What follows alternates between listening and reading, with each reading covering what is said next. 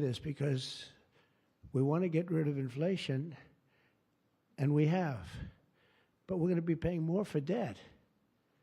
And all he has to do is lower it. Europe's done 10 lowerings. We've done none. And nobody understands it. Actually, today when the numbers came out, they were so good.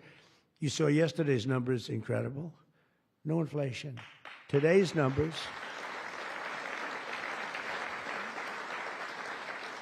Today just came out, same thing, no inflation. They're all shocked. All these guys are watching from business, CNBC, and all of these different networks. Maria Bartiromo actually got it right. She's been getting it right for a long time, that one. I hope she's appreciated. And Joe Kiernan's been very good at CNBC, I must tell you, but other people aren't so good. But I will say that they can't believe what's happening. But if I could, because we can discuss, we get a lot of press, we get a lot of cameras rolling right now. Not that I like doing it, because I don't. But if we cut our interest by 1 point, for years, we save $300 billion. If we cut it by 2 points, we save, because it's pretty equivalent. We're going to spend $600 billion a year, $600 billion, because of one numbskull that sits here. I don't see enough reason to cut the rates now. And the problem he's got is that, and I explained to him, look, if inflation went up, cut your rates now. There's no inflation. We got it down. We got prices down. We got gasoline down. And you'll keep it going down. But gasoline's down. We drill, it's drill, baby, drill. That's why it's going down. But all that. But think of it. I said to him, he was in my office a couple of days ago. I said, if you think there's inflation, let's find out. Because I think we're going to keep it down. I think gasoline's going to be so far down. Oil, energy, it's so much energy. We have so much energy, we don't know what to do with it. But let's say there was inflation in a year from now. Raise your rates. I don't mind. Raise your rates. I'm all for it. I'll be calling you. He'll be too late for that too. But raise your rates. You don't have to keep them up here. If it's going to go up, I'm okay with you raising, but it's down. And we're going out to financing. And I may have to force something. Somebody said, who's the genius that thought of that? I said, it's me. Unlike Biden, I stay awake at night thinking about how to save our country. He was much better at sleeping than me. He could sleep on a beach. He could sleep on a beach with cameras rolling. I can't do that. But I had an idea. I gave it. They said, we'll go short term for a year. Let this guy get out of office. Somebody will come in, cut it a couple of points, and we'll save ourselves $7, $8, maybe even $900 billion a year. What is he doing? Why doesn't he lower these rates? And with that, we'll get on to the California standard, which is a disaster, okay? So, Chris Wright, you're going to get the numbers down. Thank you very much. Lee Zeldin, one of the most important men in this room. He's the man. I get nervous when I talk to him. He's doing a great job. Nuclear, I say, okay, you can take 2 weeks for that approval. It used to take 20 years, then they wouldn't approve it. Now I say, Lee, nuclear, I'll give you 2 weeks for an approval. A coal-fired plant, you only get a couple of days. And oil and gas will give you a week, okay? Something like that. But he's doing it so fast, and we have so many plants being built right now. It's so beautiful to see. And one of the reasons they're coming here is because they have to produce tremendous, especially the AI, they have to produce beyond believable amounts of electricity. And they're doing, I said to them, I think this was more or less my idea. They didn't have the idea only because they didn't think a thing like this was possible. I said, as you build your plant, you're going to become a utility. And you're going to build a separate plant right alongside of it. You're going to build it. You're going to build a plant that produces electricity. And you'll produce it through natural gas, coal, nuclear. We don't want to produce it through wind because we don't feel like ruining 50 miles of beautiful plains and beautiful vistas. And but we want to produce it. You know, interestingly, China is opening up a coal plant every single week. But now I'm finding out it might be 2 plants every single week. And, usually that's a good gauge. If they're using coal, I guess we're supposed to use coal. And, we went to a coal standard. And not that you have to use coal. You're going to use whatever's best. I want to introduce also Senate Majority Whip John Barrasso, who's a tremendous guy, doctor. Okay? And he is a tremendous guy, tremendously talented doctor. When I have a medical situation for the country, for myself, I haven't used him, but I might have to. Maybe I'll do that. If it's serious enough, I think I'd probably do that. But he's a tremendously talented gentleman who happens to be a senator and one that's very respected. Chairwoman Shelley Moore Capito, and congratulations. I just endorsed your son. Did you know that? I endorsed your son. I endorsed your son, who's running in West Virginia, and he's great. In fact, he's all Trump all the time. I think much more so than you, actually. You were his largest impediment. No, I'm only kidding. He's all Trump all the time, and he's going to win big, and so congratulate him. Okay, he's really been fantastic. So many people have told me. Thank you. And House Majority Leader Steve Scalise, who's a brave man. He went through hell. Steve went through hell. And we have a lot of other people here that I won't be able to because I don't have your name down, and I'm looking, and I see people's names. I'll do a couple of you, but thanks as well to Mark Wayne Mullen, Senator. Mark Wayne, thank you. Stand up, Mark Wayne. Don't fight him. He's a serious fighter in a lot of ways, and he's a great guy, too. Thank you, Mark Wayne. Deb Fisher. Deb? Thank you, Deb. Good. Pete Ricketts, who's going to do very well in the upcoming election. Thank you. Thank you, Pete. John Husted, who's really moving along in Ohio. John, good luck. You're going to do well. All endorsed people. John Curtis, who's doing terrifically. John, thank you. Good job. They all say excellent. What can I tell you? Good job. And Bernie Moreno, who won a race that was not winnable. They all said it's not winnable. He won in Ohio. They said, you can't win that race. It's a waste of time. You're just wasting your time. Right, Bernie? Wasn't a waste of time, was it? Huh? And he won by like 5 points, too. Won by a lot. Along with Representatives Kevin Kiley, Vince Fong, Jay Obernolte, Doug Lamaffa, Darrell Issa. Where's Darrell? I haven't seen you in such a long time. Look at you. How good you look, huh? Good when you have those big margins. It's easier. John Joyce, great guy. John, thank you. Thank you, John. Dusty Johnson, Morgan Griffith, Troy Balderson. Troy from a place called Ohio, and he played very cute at one time, but then he got, boy, I'll tell you, he's become a good politician. Where is Troy now? Where I haven't seen him used for years. I endorsed you early when he was early and younger, but you still look young, and you've done fantastically good. Good work, really good work. Claudia Tenney, New York. Claudia, thank you, Claudia. John James. John James. I don't know. He's running for governor, but I'm not sure I'm happy about that, John. Do we have somebody good to take your seat? Because otherwise we're not letting him run for governor. We can't. You have somebody good, right? Okay. As long as you like him, they'll win. Tracy Mann. Tracy, thank you very much. Thank you very much. Appreciate it. Michael Baumgartner. Michael.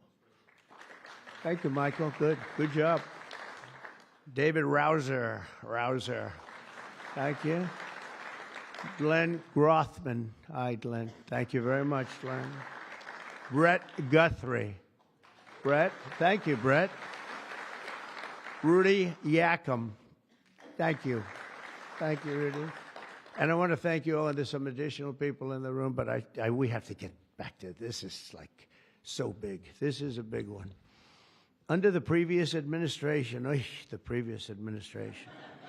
I could go point after point, everything they did, open borders, men playing in women's sports, transgender for everybody, let's go transgender. What a group of people you had over there. They must have hated our country. Under the previous administration, the federal government gave left-wing radicals in California dictatorial powers to control the future of the entire car industry all over the country, all over the world, actually. Because they have to build a car. They can't build 19 different cars called the same thing. And really, it was all over the world what was happening. They approved Governor Gavin Newsom's ridiculous plan to impose a 100% ban on all new gas-powered cars within a very short period of time. Think of this. You couldn't buy any other car except an electric-powered car. And in California, they have blackouts and brownouts. They don't have enough electricity right now to do the job. And countrywide, you'd have to spend $4 trillion to build the firing plants, to be able to, they call them a lot of things, charging plants, firing plants. $4 trillion you'd have to spend. In the Midwest, they built 9 of them. 9 individual, it's like a pump. It's just like a pump, except instead of gas, electricity comes out. They built 8 of them. $9 billion they spent for 8 little hoses, $9 billion. Now, I'm sure they could have done it for about, 1/1000th of that, but even if they did, it's unaffordable. They approved Governor Gavin's ridiculous, it's so ridiculous. By the way, if I didn't bring the military in, Los Angeles would be burning down right now. It'd be burning just like his damn houses burned down because he didn't have the water that he should have had. He had so much water. They have so much water. We had to send in the military to free up the water. And we did that right after the fires. We told them to do it in the first term. But just like that ridiculous plan, this is a plan to ban, think of it, a plan to ban 100, and they call it the 100% ban on all new gas-powered cars and abolish 75% of the gas-powered trucks. 75%. The trucking industry saw me. They said, sir, it doesn't work. Number one, the trucks are so heavy. They're 2.5 times heavier than a diesel-powered truck. So one of the big truckers owns 28,000 trucks, big company, tremendous company. He said, I go out of business immediately. I'm not going to play games. I mean, he said, did you explain these things to the government officials? Like the truck weighs 2.5 times more than a regular truck, a gasoline-powered diesel. And he said, based on that, we have to rebuild every bridge in the United States of America because it wasn't designed to hold cars and trucks that heavy because the batteries are very heavy. They're, probably lead. But they have a lot of things in those batteries that weigh a lot.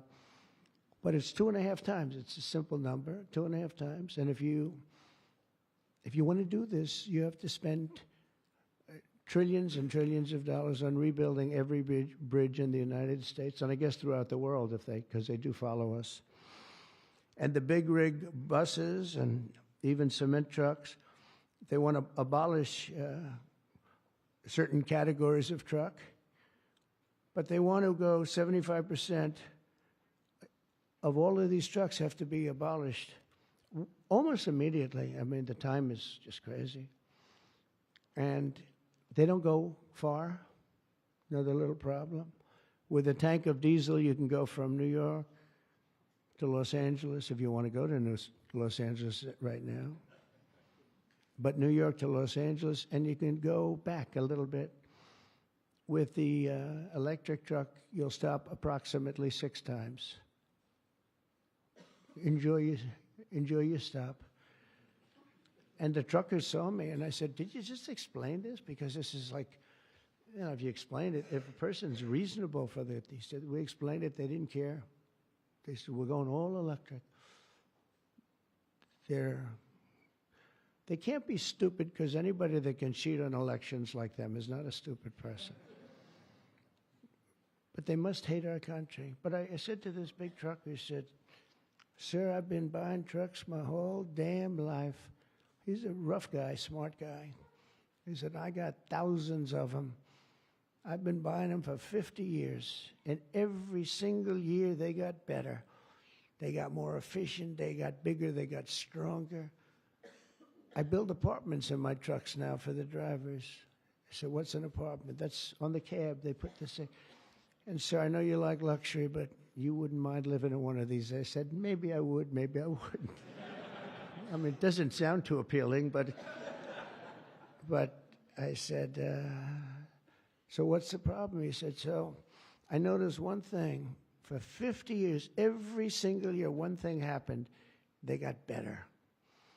They got stronger. They got more efficient. They got faster. They could carry any load. If we went to this standard, we'd go back beyond 50 years. They wouldn't go as far as a truck from 50 years ago. It would be too heavy and have all the other problems. He said, we'd be going backwards. We'd be taking a trucking industry, would be starting all over. But actually, it would be worse because it was better 50 years ago than. So I said, what are you going to do if I don't win this election? This was before the election. He said, you don't win the election, I'm going to close up my business because I'm not going to lose my. He said, I'm not going to lose my ass. I know exactly what's going to happen. It's going to be a catastrophe. It's the craziest thing I've ever heard. They're making you buy stuff that doesn't work. It's no good. It doesn't work. And I'm all for electric. If you want to buy electric, you can buy electric. Cars are great. If you buy the right ones, cars are great. And you should be given the option, buy the electric car, buy a gasoline-powered car, buy a hybrid. Probably not hydrogen, because hydrogen has a tendency that when it blows up, you're gonzo. It's over. They find you 75 yards down the road, you know. Where is he? Well, I think that's him, but I'm not sure. So, you know, they said, we think we can solve the problem. I said, that's not good enough when they think. No, it sounds like it's quite severe. If it doesn't work, Steve, it'll work most of the time, but if it doesn't, it's over. It'll make your accident look like peanuts compared. You wouldn't be around, I'll tell you, because it's pretty bad. But some people like it. I don't know. Let's see what happens. But I would say it's off to a bad start. But because of the size of California's population and the fact that 17 other states follow California, that's the problem. 17 other states follow California. They have the most ridiculous laws I've ever seen for a lot of things. This is just cars, but and trucks and they have a lot of them for other things. But we have, it's called the California Car Standards.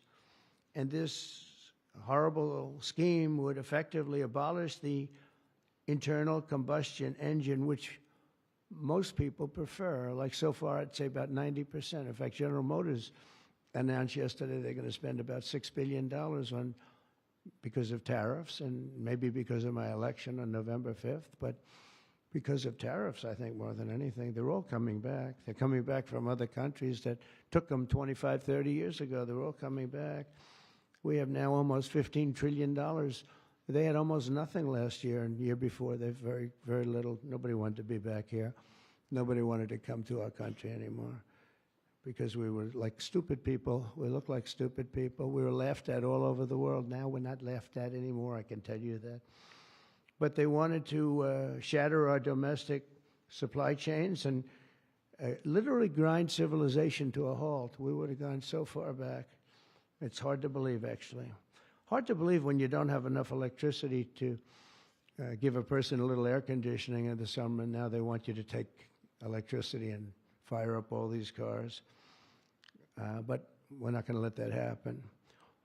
Meanwhile, all of the auto jobs would be shipped to China because they're very strong on electric, and it lives off an estimated 200,000 American auto workers would be destroyed. It's one of the reasons I did so well with the United Auto Workers, and now I'm really doing well with them. I did phenomenally with them. No Republican ever got any numbers like I got in the Teamsters, too. Sean O'Brien, the head of the Teamsters, these guys, they like Trump because I produce jobs. They know that. Everybody knew that, the auto workers knew better than anybody how good the tariffs were. And the head of the auto breakers, I don't know him at all, But he didn't like me at all. Now he's going around saying, this guy's unbelievable. He was very nice to me the last few months. During the campaign, no, but if I've proven, I've proven it. I've done what I said I was going to do, and we've brought back tremendous numbers of jobs. And you're having auto plants built all over the country, all over. There's never seen anything like that. They're leaving from Mexico. They're leaving from Canada. They're leaving from other parts of the world. If they want a Mercedes-Benz, you're going to have it made here. It's okay to have a Mercedes, but they're going to make it here. Otherwise, they're going to pay a very big tariff. They already are. That's one of the reasons we have $88 billion. It's a lot of money. But that's peanuts compared to what we're going to be making in another few months. They haven't even kicked in yet. But we're not going to let any of these bad things happen, these stupid projections that I've been reading about for the last 6 months. I think these people are either corrupt or really dumb. And they're supposed to be economists. In the campaign, I promised to end this disaster, and today our Republican majorities in Congress have delivered. And I don't know, I can't imagine. It's so obvious. It's so good. Did we get any Democrat votes? Did we get one? Two? Who? 35. Yes, I think that's great. I think that's great. You got 35 Democrats. 35, yes, I think that's great. That, as far as I'm concerned, one in the Senate. On something that's so good. But who is the one?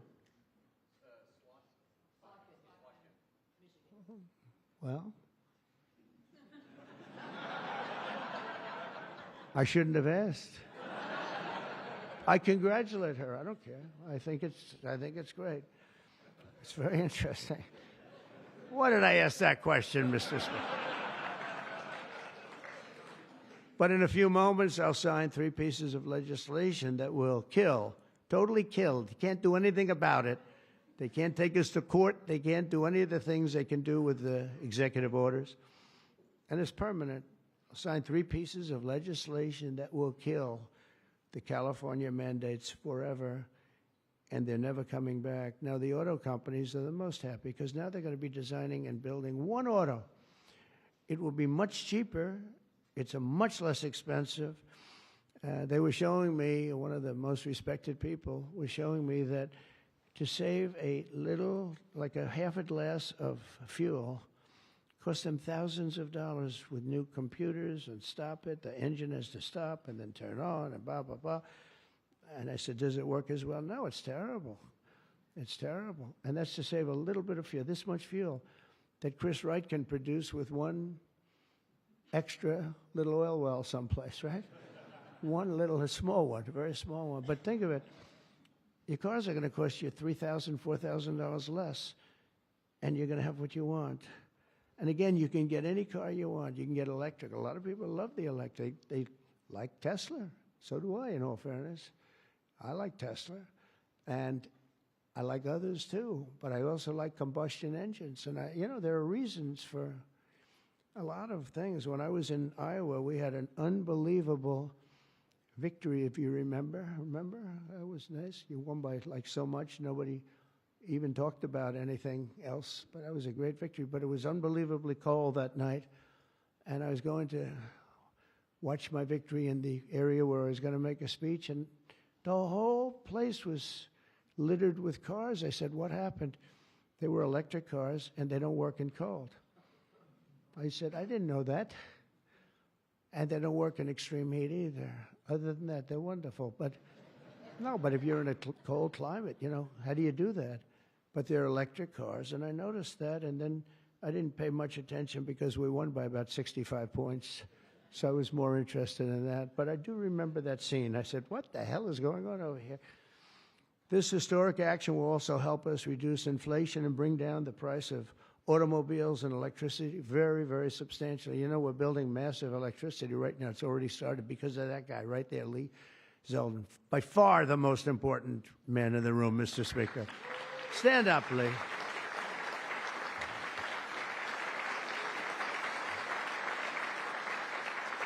He blows you guys away, John. He blows the politicians away. I'm sorry right now. He's a great politician. He almost won for governor in New York, which is just missed by a few points. And that was another race that was not winnable, but you almost got it. But I think what you're doing now is even bigger if you want to know the truth. I think it's actually more important if you can believe that. Under the previous regime, car prices skyrocketed as a direct result of the mandates. These mandates, this nonsense that you had to do. And they had so many other rules and regulations that the car companies who are here today appreciate that. And Susie Wiles is here today. Stand up, Susie. Most incredible woman. Most powerful woman in the world, they say. She's the most powerful. She was rated the most powerful woman in the world. Susie Wiles. One phone call and a nation is destroyed. She could destroy 5 nations with 5 calls.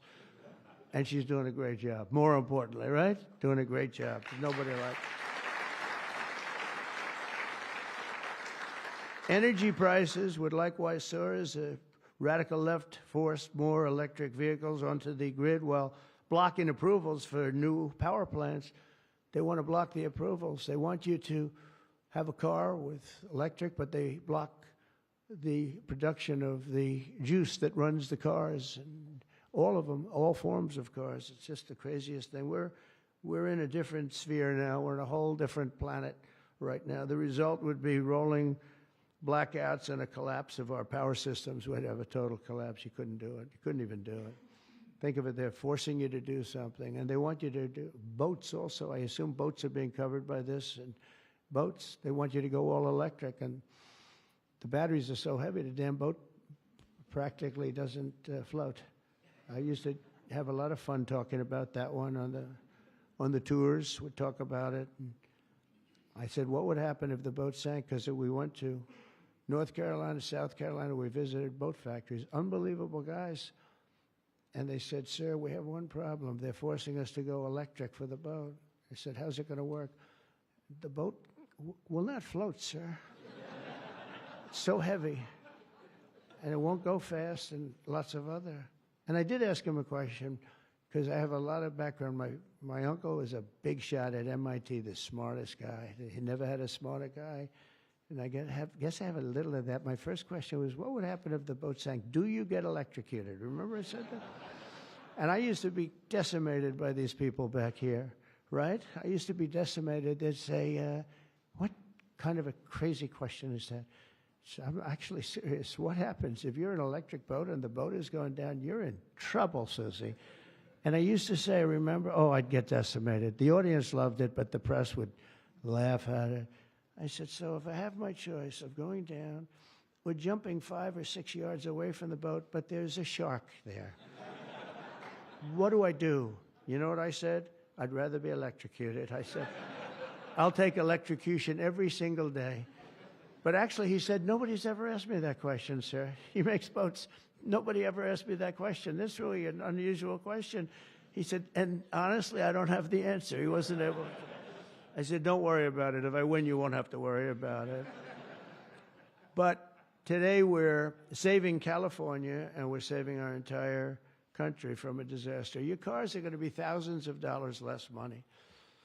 And even the ones that, if you buy electric, we're not going to make you do certain things that are just a waste of money and just time-consuming waste of money. They make you do things that are no good for anybody, make the car worse, and make it much more expensive.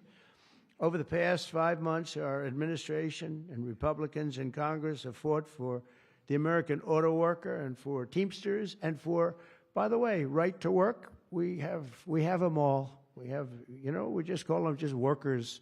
We fought for workers like no one has ever fought before. I understand that. It's why we won. We won with workers. We won with young people.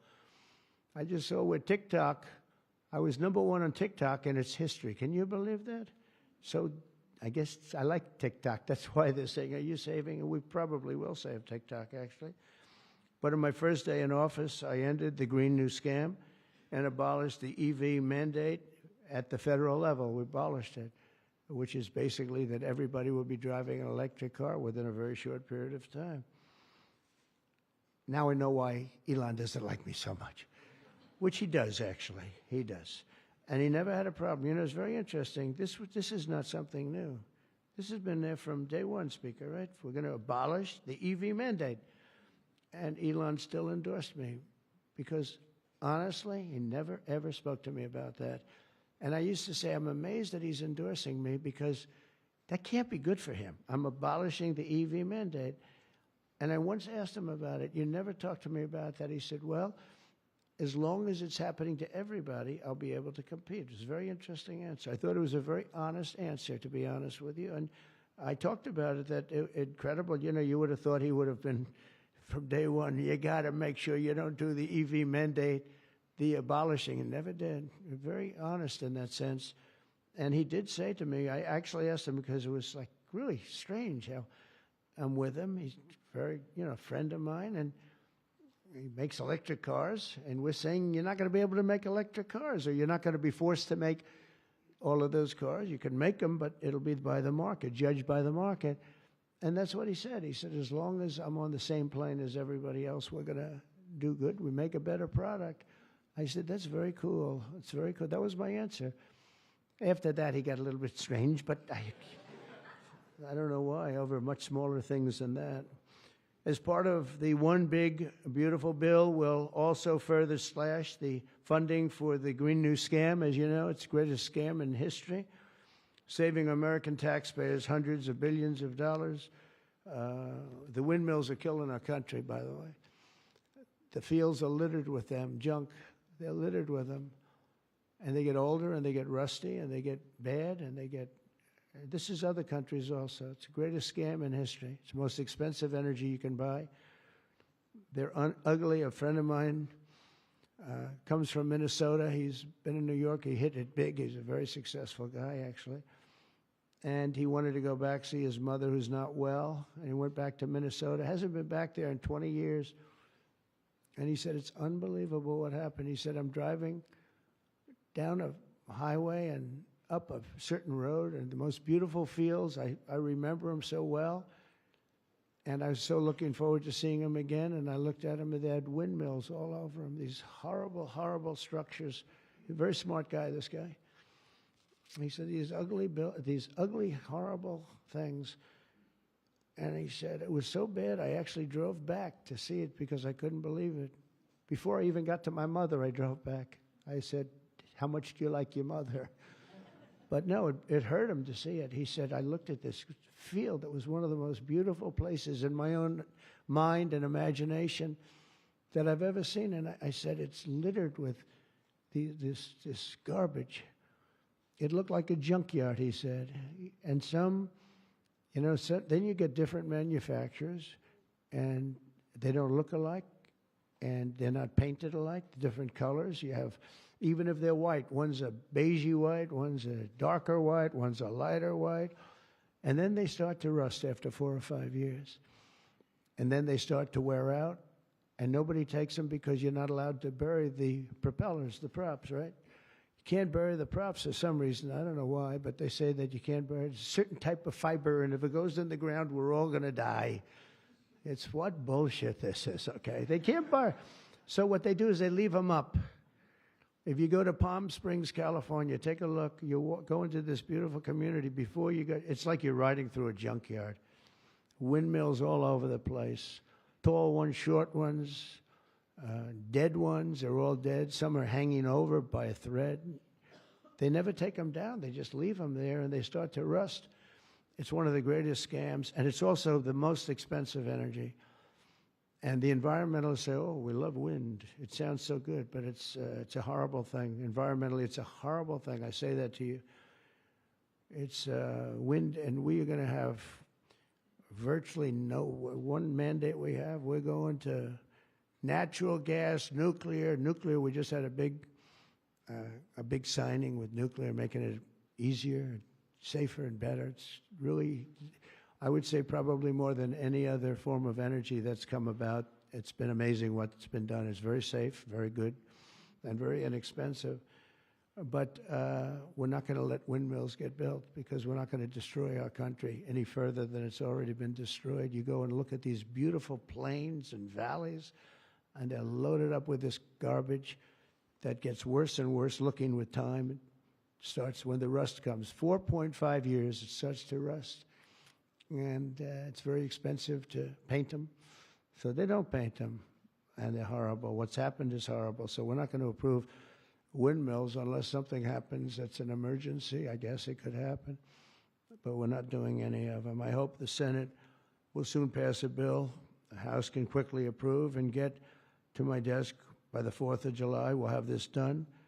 And to further defend our auto workers, I imposed a 25% tariff on all foreign automobiles. Investment in American auto manufacturing is surging because of it. They have Mercedes all over. They pay 25% if they don't make the car in the United States. And because of that, and this could have been done long before Trump, this could have been done by any one of the presidents. I did it with China. The reason you don't have Chinese cars here is because I imposed it my last term. I actually asked the question. I said, do we have any Chinese cars here? No. Why? Because you imposed a 25 or 27.5% tariff on Chinese cars. So they're not coming here, but they are going to Europe all over the place. But I love China. We just made a deal, and I respect President Xi a lot. And we made a deal that's good for both countries. The deal we made with China, good for both countries. Going to be a lot of money made, and it's going to ultimately open up China, which is the ultimate thing. And I'm going to be working with President Xi. We had a long talk about it.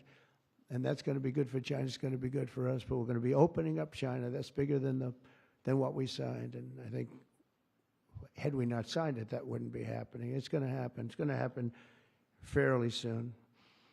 But to further defend our auto workers, I imposed this 25% tariff on all foreign automobiles and investment in American manufacturing and auto manufacturing. All manufacturing is surging. And I might go up with that tariff in the not-too-distant future. The higher you go, the more likely it is they build a plant here. Ford has just announced that it's going to invest $500 million in some of the things involved in what we just did. General Motors is going to spend $4 billion. They just announced that yesterday. Stellantis announced that it's going to reopen its Belvidere assembly plant. That's good. I know the plant very well. Had a lot of problems. They're going to spend $5 billion. And Hyundai announced that it will invest $21 billion in America. They wouldn't have invested 10 cents if we didn't have tariffs, including for manufacturing American steel, which is doing great. American steel is doing great now because of what we did. You wouldn't have, if I didn't put tariffs on steel, they were dumping steel. China and a lot of other countries were dumping steel in our country. Garbage steel, dirty steel, bad steel, not structurally sound steel, real garbage, but it was still there, lots of it. And if I didn't put tariffs, I put 25 and 50% tariffs on steel, right? John James, we put tariffs on steel, and we were doing great with steel. Now we're really doing great. A big investment is being made in Pennsylvania. You've been reading about it. They're going to spend $17 billion on U.S. steel. And all the steel workers wanted it. And we have a golden stock. We have a golden share, which I control or President controls. Now, I'm a little concerned whoever the president might be, but that gives you total control. It's 51% ownership by Americans. And we have a company, a great company, Nippon. They're coming in from Japan. They're going to spend $17 billion. And somebody said, well, what happens if it doesn't work out? I said, they spent $17 billion. We can't put it on a trailer and drive it to Japan. This is a steel mill. You know, some businesses you can move. You move your office, and that's where the business is. With this business, they're spending think of that, $17 billion. They're going to have them all over the country. I want to introduce several of the great Americans representing the millions of people whose livelihoods we're saving with today's action. I just can't tell you how incredible this action is, because nobody thought. This was one that I wasn't so... I would have rather had it than almost anything, but I was told by everybody, except that guy right there, that you couldn't get it. Bill Kent runs a chain of family-owned convenience stores that opened in West Texas in 1957, known as Kent Quick. And Bill, if you could come up and say a few words about what the signing means to you, please.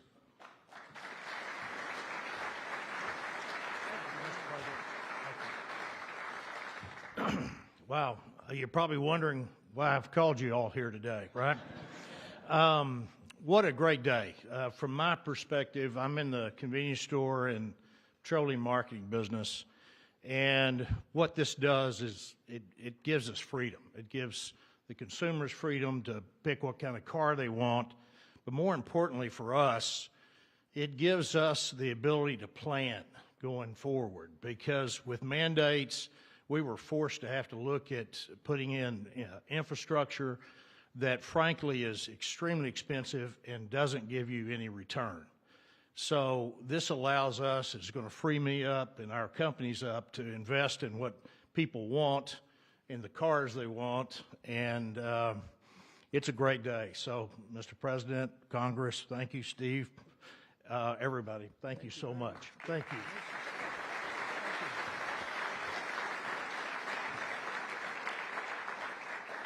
And a friend of mine for a long time is John Hess. He's one of the top CEOs in the country, and he's now the CEO of Hess Corporation, one of the biggest oil producers, and he's a fantastic person with great knowledge of the subject matter. Can you say a few words, John? I see you in the audience. Come on, thanks.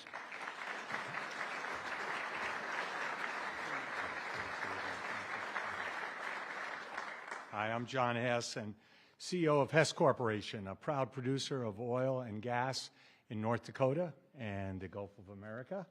And so you all know,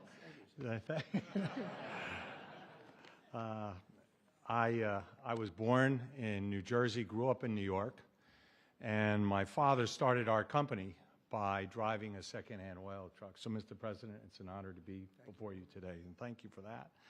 Mr. President, during your campaign, you made a commitment to the American people to repeal unworkable and costly mandates for cars and trucks and let the consumer choose what type of vehicle they drive. Today, with the bipartisan support of Congress, you're making good on that promise. I'd like to recognize Speaker Johnson, Leader Thune, other members of Congress whose tireless efforts were critical to the outcome we're celebrating today. And a special thank you to Senator Capito for her leadership.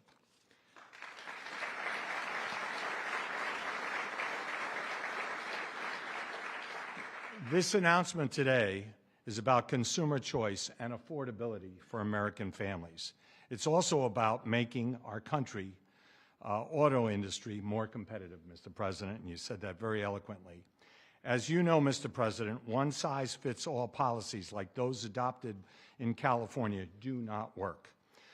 America, in every state, every American should be able to choose what they want to drive, not the government. We as a country would be basically leaning into our competitive advantage with this repeal on oil and gas. Oil and gas are a strategic industry for our country, underpinning energy dominance, economic prosperity, and national security. We are truly energy independent. So, Mr. President, on behalf of Hess Corporation, on behalf of the oil and gas industry, and every family across our country, thank you for your courageous leadership and your commitment to consumer choice and energy affordability. Thank you very much.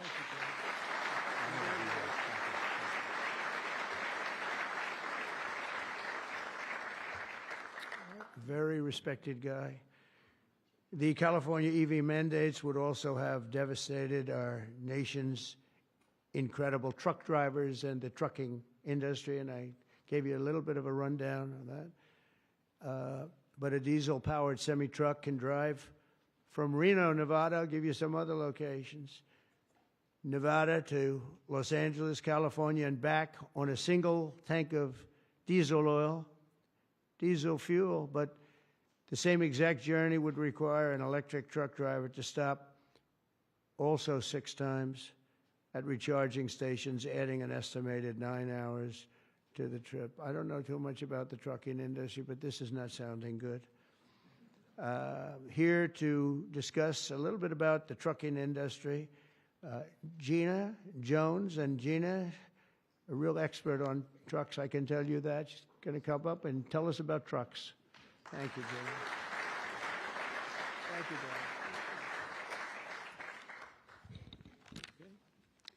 Thank you, Mr. Thank President. you very much. And thank you, members and Congress. The trucking industry has America's back, and we are grateful that a president and the administration that have our back, too. Today, trucks are 99% cleaner than a generation ago. We need great partners in government to continue that process. We cannot allow one state's regulations to disrupt our entire nation's supply chain. Allowing California to do so would have negativity impacted the hundreds and thousands of truck drivers who deliver critical goods across the country each and every day.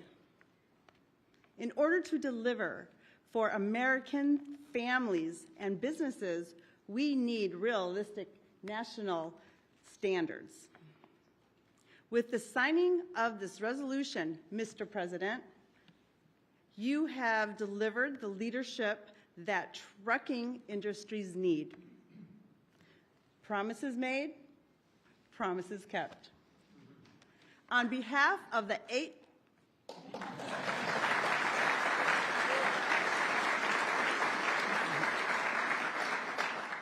On behalf of the 8.5 million Americans who work throughout the trucking industry, I thank you.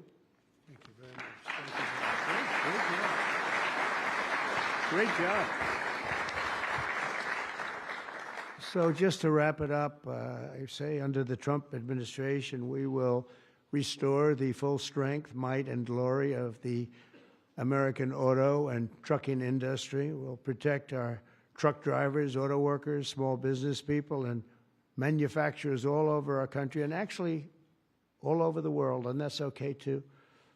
They'll be doing a product that works, a product that's much more efficient, that's better, it's much better, less expensive, and we'll put affordable energy and affordable car ownership back on the center of the American dream as we make America great again, and that's what's happening. We're making America great. You know, when I went over to Saudi Arabia, Qatar, UAE, just a couple of weeks ago, the leaders of those countries, and they're very smart people, they said, you know, you've made in a short period of time America the hottest nation in the world. It's the hottest that you're the only one we talk about now.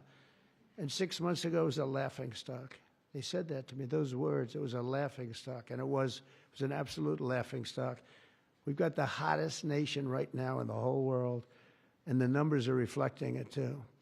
So I just think it's great. And what I'll do is I'll sign this, then we can take a couple of questions if you want.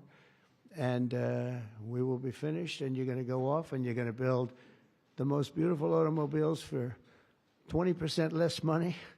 And I want to thank you, man. You have done some job. Thank you, Mike. Thank you, everybody. You guys want to come up here? Beyond it?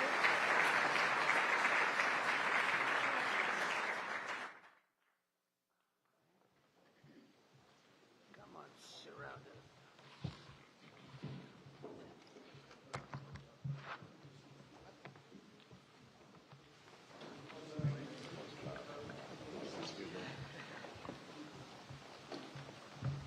Okay, we're going to sign 3 bills that do everything I just said. No auto pens allowed.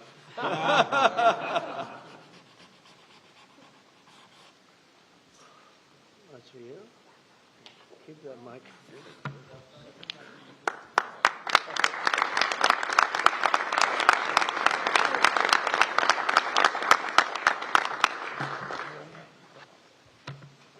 You know, that pen was so good. Give it back to me. I'm taking care of you. That was a good one. No, I'll sign all 3 of them because Yeah.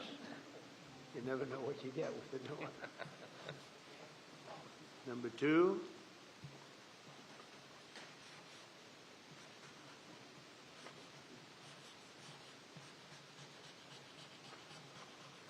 Very steady hand. It's very important. Very steady.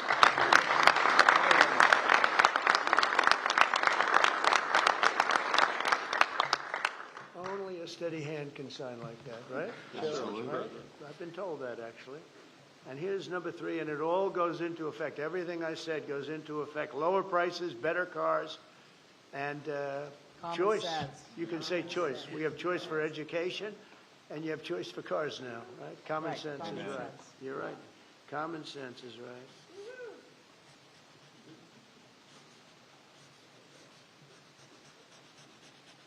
Okay, now I can give you the pen, and I'll give you these. Shelley? All of you, sir. Congratulations, John. Okay, you'll take these. Pass these around, fellas. Where's John James from his father? Oh, yeah. You have one, John? Yes, sir. Pass them around. Okay, everybody. There's a few extra. You're going to take them and give them to someone who thinks you okay?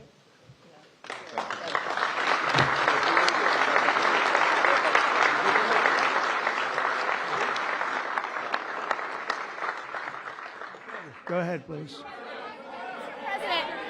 Mr. President, how? All right. Brian, yeah, please. Yes, sir. I have some very close friends who run some of the largest auto dealerships in Southern California, Rusnak Automotive Group. Good. Their message to you, they're 100% behind you right now.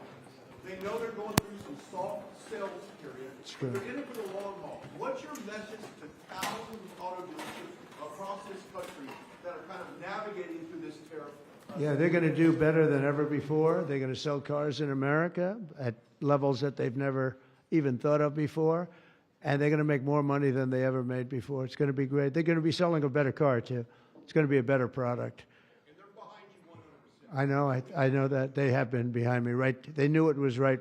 They've been asking for this for 25, 30 years, in all fairness. No, they're very happy. I told you the Auto Workers Union, we got tremendous votes. But they like me today even better than they did on Election Day on November 5th because they see the results now. They're all happening. And yeah, and they have plants moving in, Brian. A lot of plants are moving in. Thank you very much for that question. Yeah. Trying to kill the auto industry. Oh, he was killing the auto industry. I don't think he knew it.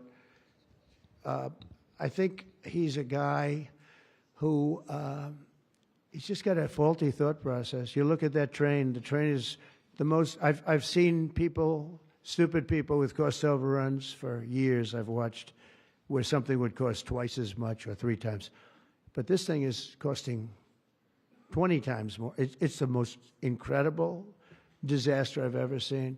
That's one. The cars are just as bad. Everything's bad. And now you have this situation. So his own sheriff, who's a good man, by the way, said 2 days ago or 3 days ago that we could not have done this without the military. They were going to take over this whole, they couldn't have done it. Now today they got him to change his tune. He said, oh, I think we could have handled it. You know, it's so sad. He was so honest. I was using his quote all over the place, and they got him to change. But he knows. Los Angeles would be right now burning to the ground, just like the houses burned to the ground. It's so sad what's going on in Los Angeles. Think of it. They had a fire that should have never had because they should have listened to me in the water. Eventually, we broke in and we had the water come down from the Pacific Northwest. I could show you pictures now with the half pipes, the big half pipes coming all the way down California. Water, so much water. They don't have any droughts. They don't have any. They have so much water. They sent it all out to the Pacific Ocean for 20 years. So ridiculous. And we got them to take it now. But what they do and what they're doing, this is a big problem. And what they really want to do is keep criminals because they're trying to protect criminals. Sanctuary cities are a disaster in this country.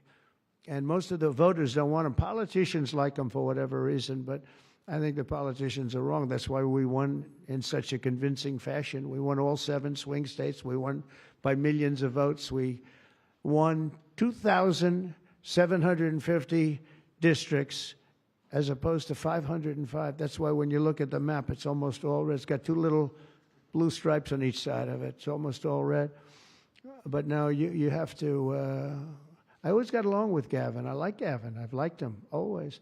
He said I never called him. You know, they asked him a question on Fox, I guess. I never spoke to him. He doesn't remember the call. He doesn't remember. I never spoke. And then I produced the phone call. I had it. It took me about 2 minutes. I said, well, here's the call. It lasted 16 minutes and 4 seconds, and it was at 12:30 in the evening. I actually made a call, didn't pick up. I called him a second time, and he picked up. And I told him, I said, you have to get your ass in gear because you're going to have a problem there.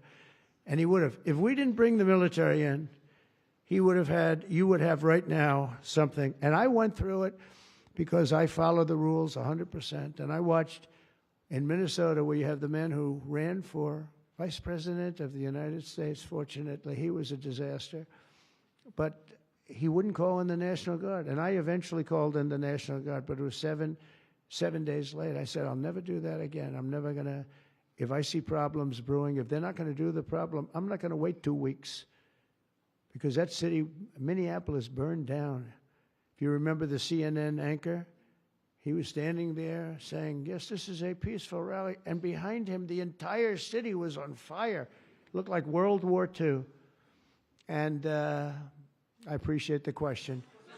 Please. Sir, Mr. President, thank you very much for taking Thank you. 2 questions, if I may, sir. First, the terrible, horrific plane crash in India today. I'm sure you saw the images on TV. Your reaction to that first, and will you speak to Prime Minister Modi? The plane crash was terrible. I've already told them anything we can do. It's a big country, a strong country. They'll handle it, I'm sure. But I let them know that anything we can do, we'll be over there immediately.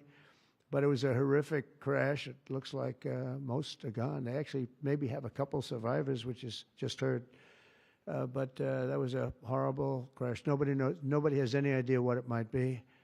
I gave him a couple of pointers. I said, maybe you'll look at this or that. You know, we saw the plane. It looked like it was flying pretty well. It didn't look like there was an explosion.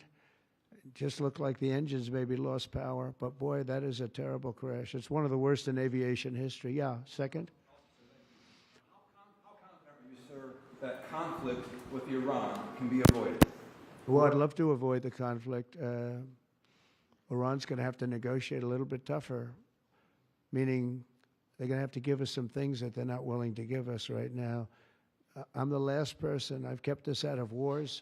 We defeated ISIS completely, 100%, and I haven't had it's peace through strength. I believe in peace through strength. We have the greatest military in the world. I rebuilt the military, as you remember, for 4 years. I rebuilt the military. And then we gave a chunk of it away, but it was still peanuts. It was a lot, but it was peanuts compared to what we rebuilt. Gave it to Afghanistan, one of the most embarrassing moments in the history of our country with the whole withdrawal, the way they withdrew was very embarrassing. But we rebuilt the military. We have the greatest, strongest military. We defeated ISIS. We defeated ISIS.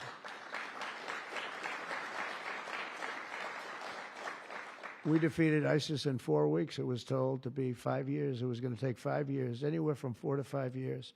We did it in 4 weeks, with, by the way, headed by the general who's now the head of the Joint Chiefs of Staff. That's why he's there. He said it would take 4 weeks, and he did it in 4 weeks. He did actually a little bit faster. So we have a great country, and we're going to keep it that way. And when it comes to Los Angeles or other cities, if we see other cities are gearing up, and these people are agitators, they're paid, they're professionals, they're insurrectionists, they're troublemakers, they're all of those things. But I believe they're paid, and we're going to find out through Pam Bondi and her great staff, her great people at Justice, who they are. And, Mike, I think you're doing some investigations in that in Congress, but we're going to find out who they are because they're really I think what they're doing is unbelievably illegal. Just one thing. So they took the bricks away from people. They're walking in with satchels of bricks. Now, why do you have bricks? You have bricks because you throw bricks. They're very potent. If they hit you, they kill you. And they took them away. The military took them away. They saw him. What the hell is this? The guy could hardly carry me. Many bricks. He's a strong guy. Couldn't carry him. And they saw that, and they took him away. Then they found others with bricks. But they're ingenious. They also brought hammers along, very heavy hammers. And I saw them pounding the curb and pounding the sidewalk. And it was like a military operation. This guy's pounding strong, boom, big shots. And it was breaking up granite, the granite curbs. And the granite was breaking up and the concrete was breaking up. And there was lines of people standing there and they're handing him. And then he stopped handing them. They just went down and picked him up. It was so professional. I said, that's a professional organization. This is not like people at random. This guy's breaking up because they couldn't use the bricks. So who would think of this even? Did a lot of damage. A lot of curbs are broken. A lot of sidewalks broken. But I never saw that before. That's one I haven't seen. I thought I saw it all. And they have it on tape. And with that, people get killed. You know, they go to the bridges and they drop the concrete off the top of the bridge with a car coming along at 70 miles an hour and the person dies. And we had a lot of car problems. You saw that. They were all over the road. They were littered all over the road where the cars got stopped by concrete going through the front windshield. Now, these are bad people. If we didn't go, Los Angeles right now would be on fire. It would be a disaster. And we stopped it. And last night was very good. Nobody showed up. You know why they didn't show up? Because we were there. If it was just the police, because the police are great. I know those police, they're great, but they're told not to do anything. They're not allowed to act. Thank you.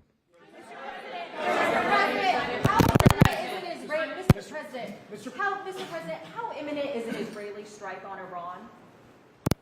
Well, I don't want to say imminent, but it looks like it's something that could very well happen. Look, it's very simple, not complicated. Iran cannot have a nuclear weapon. Other than that, I want them to be successful. I want them to be tremendous. We'll help them be successful. We'll trade with them. We'll do whatever is necessary. You know, I stopped a war between India and Pakistan. And I stopped it with trade. Nobody, I don't think I've ever seen a story written about it, but it was pretty cool. They were getting ready. Pakistan was their turn to hit, and eventually they're going to go nuclear. And I stopped it. I called each. I respect each leader greatly. I know them. And I spoke to them, and I talked about trade. I said, but you're not trading with us if you're going to go to war, if you're going to start throwing nuclear weapons around. And I said it to both of them, and they were both unbelievable, actually. They understood it exactly. They stopped. I stopped that war with phone calls and trade. And India's here right now negotiating a trade deal, and Pakistan's coming, I think, next week. And I'm very proud of that. Nobody died. Nobody, the nuclear weapons, they each have very severe, very substantial numbers of nuclear weapons. And I think we should get some credit for that. You know, the whole Republican Party should, because that's their mindset. Please. Mr. President. Yes, ma'am. What? On your China deal, Mr. President, are you still concerned about the national security issues with Chinese students studying in the United States? Look, I've always been in favor of students coming in from other countries. That includes China. And we have 500,000 Chinese students coming in. I've always been in favor of it. Does it mean that you have to watch people? Yeah, you have to watch students, but you have to watch other people also.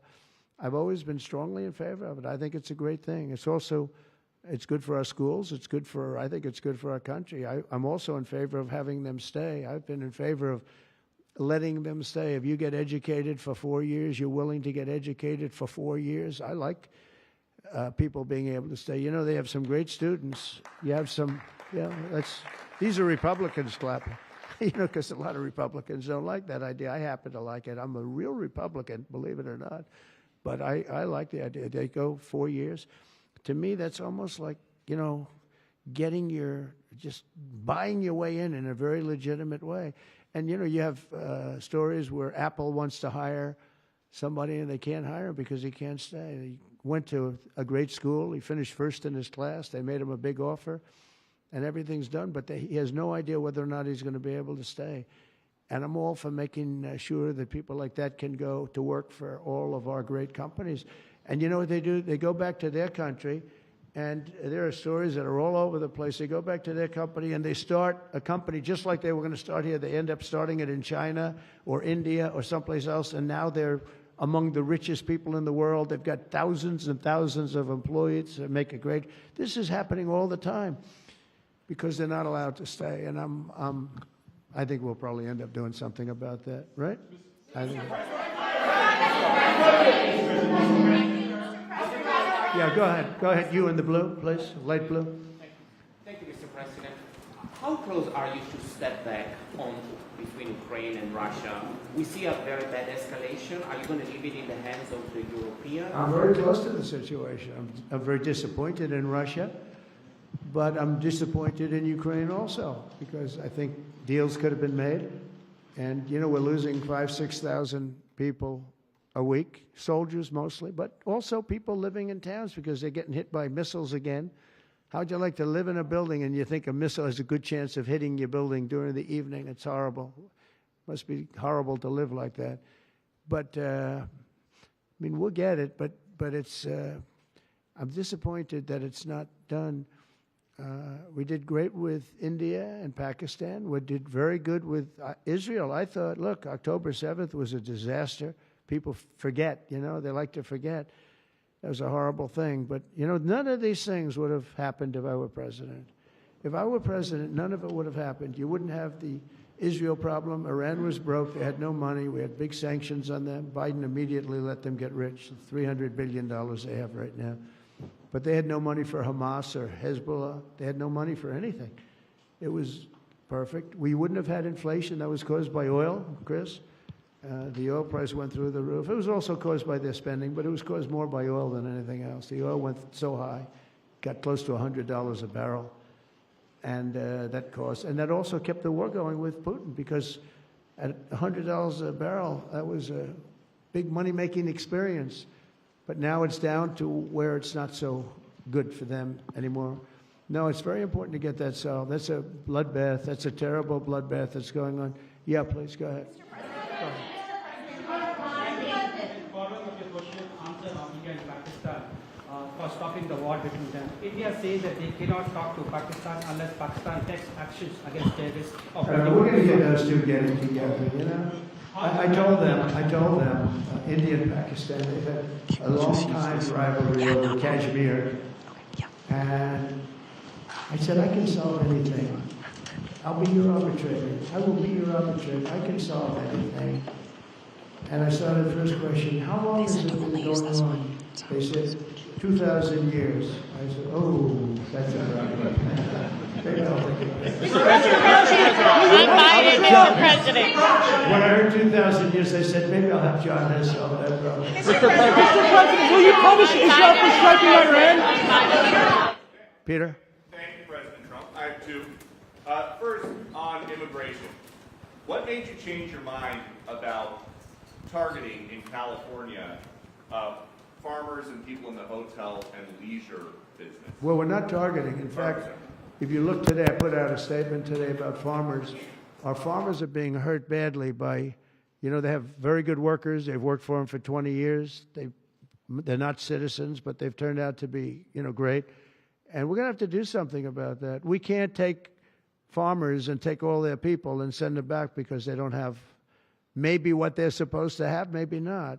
And you know what's going to happen and what is happening? They get rid of some of the people because, you know, you go into a farm and you look and people they've been there for 20, 25 years and they've worked great and the owner of the farm loves them and everything else. And then you're supposed to throw them out. And you know what happens? They end up hiring the people, the criminals that have come in, the murderers from prisons and everything else. So we're going to have an order on that pretty soon, I think. We can't do that to our farmers and leisure too, hotels. We're going to have to use a lot of common sense on that. And my other question about the Middle East. As the Israelis apparently gear up for some kind of an attack, a possible attack on Iran, are you trying to talk Netanyahu out of doing that, or are you so against Iran having a nuclear weapon that you're okay, he does his thing because it is not an American war? Yeah, it's a very fair question. Look, I want to have an agreement with Iran. We're fairly close to an agreement. We are fairly close to a pretty good agreement. It's got to be better than pretty good, though, but it's got to be, I'd much prefer an agreement. As long as I think there is an agreement, I don't want them going in because I think I would blow it. Might help it, actually, but it also could blow it. But we've had very good discussions with Iran. Whether or not we get there, I can't tell you, but it'll happen soon. I say this, Peter, very strongly. They can't have, whether it's going in or not going in, they can't have a nuclear weapon. I'd prefer the more friendly path. And can you tell us what the Israelis told you that made you start to evacuate the dependents of servicemen and women who are stationed in the Middle East? They didn't tell me anything, but I said, look, there's a chance of massive conflict. We have a lot of American people in this area, and I said, we got to tell them to get out because something could happen soon.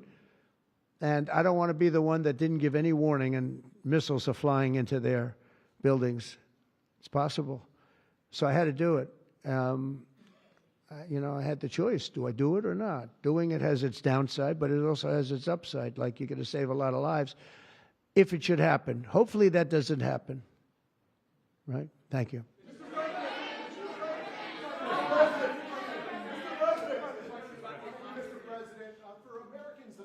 Washington on Saturday for military parade. It's going to be a great day. What would you like folks to take away from that day? What would you hope that they would remember? And also, Mr. President, our country is, and how strong our military is. We have the strongest military in the world.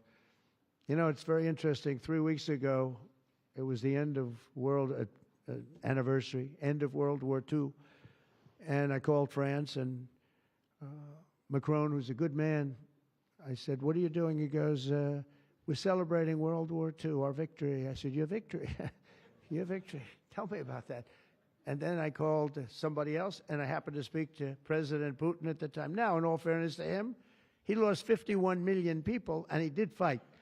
Russia fought. Sort of interesting, isn't it? He fought with us in World War II, and everybody hates him.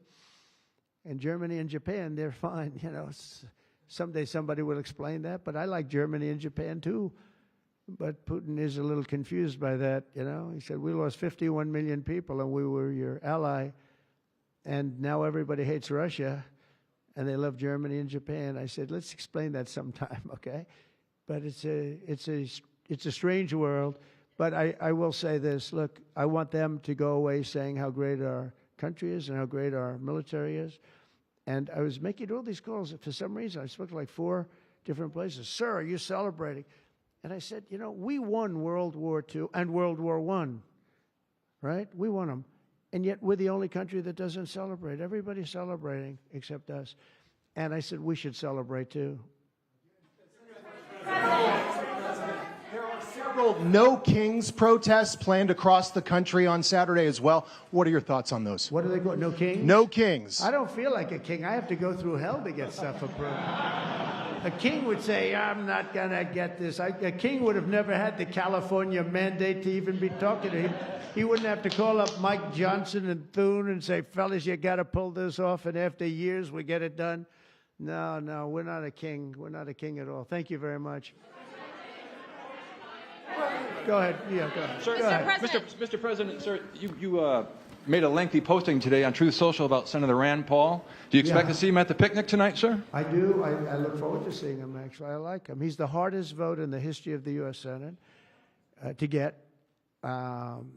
Probably won't get him, but he's a very tough vote. I mean, he's a very tough vote. He's always been a friend of mine. You know, I endorsed him and got him elected. I got him elected twice. But I don't think he understands how great this bill is. This is a great bill. No tax on tips, no tax on, you know, the Social Security payments. It's unbelievable what happens. No tax on overtime. You work overtime, no more tax. It's so, those are big, but they're minor compared to the big things. Taxes reduced. And let's look at the other side. If it doesn't get approved, a 68% tax increase, 68%, including the fact that the Trump tax cuts kick in, but it's a 68% tax increase and many other bad things. I don't even want to, some of them are so bad I don't even want to talk about them. I think it's one of the greatest bills we'll ever pass in this country, and I think that Leader Thune and this gentleman right here, what he's gone through on this with, you know, we started off with a majority of 1. Now I guess we have 7, so it's like easier, but it's really sort of 3. It's 7, but it really equates to 3, right? And we have great support. I mean, I can't tell you, I can't guarantee, but when you have a majority of essentially 3, where you can't lose anything more than 3 votes, and you get it passed, it's pretty amazing. And I think it's going to haunt the Democrats because most of the bill is common sense. It's tax cuts. it's border wall funding, it's military funding properly spent. It's all things that are like common sense. They're all good. There's nothing tricky about it. It's basic stuff. And we don't intend on getting one, think of it, not one Democrat vote in the House. Mike, not one. Maybe somebody will come along. I don't know how they can run for office. So many different things. We're gonna very important, Medicare and Medicaid are gonna be strengthened, not hurt. You know, they're using fake narrative. Oh, we're gonna, no, they're gonna be strengthened. We're gonna strengthen them. They're gonna destroy them because under their policies, Medicare and Medicaid go away. Social Security under them is gonna be devastated. With us, it's gonna be kept, but much stronger than before. And very interestingly, I saw this and I proved it because for 4 years, I never hurt Medicare, Medicaid, or Social Security. I've already been there. But they're going to destroy Medicare, Medicaid, and Social Security. They're going to wipe them out, in my opinion, because their policies are so bad, the country will have no money to pay for them. We're going to make them stronger than ever before. Thank you very much, everybody.